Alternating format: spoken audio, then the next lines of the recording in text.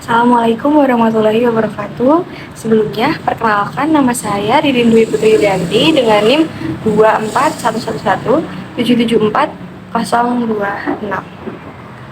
Saya dari kelas 2024C dan dengan adanya video ini saya ingin memenuhi tugas ujian akhir semester dari Pak Oni dengan matkul komunikasi politik.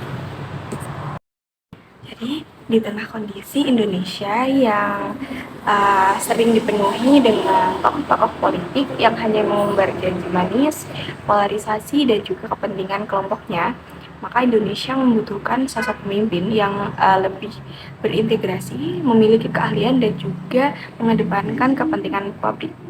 Nah, di sini aku akan ngasih tahu kepada teman-teman semua dan juga tentu saja Pak Oni bahwa ada satu tokoh yang akhir-akhir ini menjadi sorotanku. Ini saya menyoroti sosok ini yaitu Bapak Purbaya. Pak Purbaya merupakan sosok tokoh politik yang tumbuh dari dunia akademik dan juga profesional. Beliau menyelesaikan pendidikan doktoral di bidang ekonom dan dikenal luas sebagai ekonom yang berpengalaman.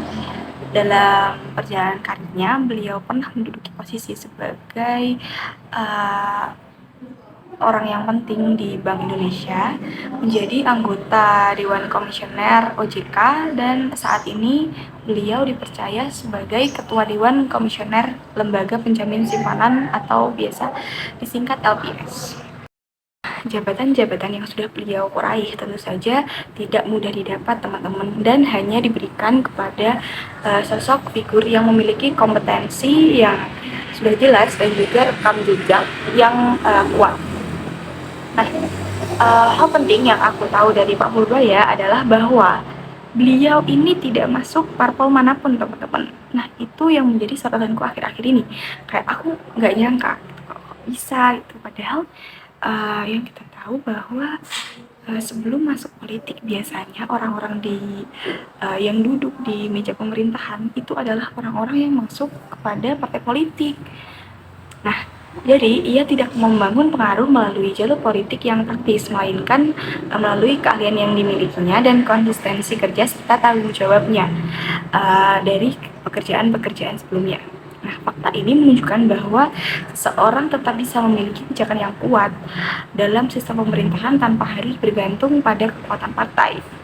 Hal ini menjadi bukti bahwa profesionalisme dan kapasitas tetap dihargai dalam pengelolaan negara. Dan seperti yang aku tahu, Gen Z ini memiliki banjir informasi ya teman-teman dari berbagai sosial media.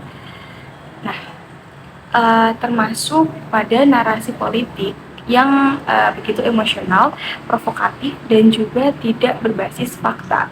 Nah, dari study case itu, jadi memilih secara rasional itu sangat penting demi kemajuan Indonesia agar semakin berkembang juga. Pemilih rasional bukanlah pemilih yang apatis, melainkan pemilih yang memiliki dan menggunakan akal sehatnya dan harus menggali data yang ada dan juga rekam jejak dari calon pemimpin kita sebagai dasar pemilihan.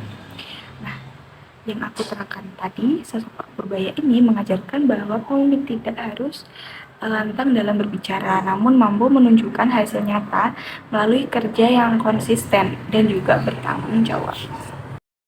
Jadi, video ini aku ingin mengajak teman-teman semua Gen Z untuk meneladani nilai-nilai yang udah aku sebutin tadi, yaitu harus memilih pemimpin yang bertanggung jawab, mengedepankan kepentingan rakyat, dan juga transparan gitu kepada masyarakat agar memulihkan kepercayaan kita kepada mereka. Nah, kita tidak boleh terpengaruh oleh popularitas yang ada, pencitraan yang mereka buat, atau tekanan kelompok. Gen Z perlu belajar melihat siapa yang benar-benar bekerja untuk kepentingan publik, memiliki keahlian di bidangnya, serta mampu menjaga integritas dalam jangka yang panjang. Demokrasi akan menjadi lebih sehat jika diisi oleh orang-orang yang lebih bertanggung jawab. Jika kita sebagai Gen Z memilih pemimpin yang juga rasional, Jadi yang sudah aku terangkan tadi, Pak Purbaya itu bukan hanya menjadi contoh pejabat negara yang profesional, namun juga simbol bahwa kepemimpinan yang kuat itu tidak harus lahir dari parpol. Melalui tokoh idolaku tadi, generasi Z, ayo menjadi pemilih yang cerdas, dewasa, dan bertanggung jawab demi masa depan Indonesia yang lebih stabil dan berintegritas.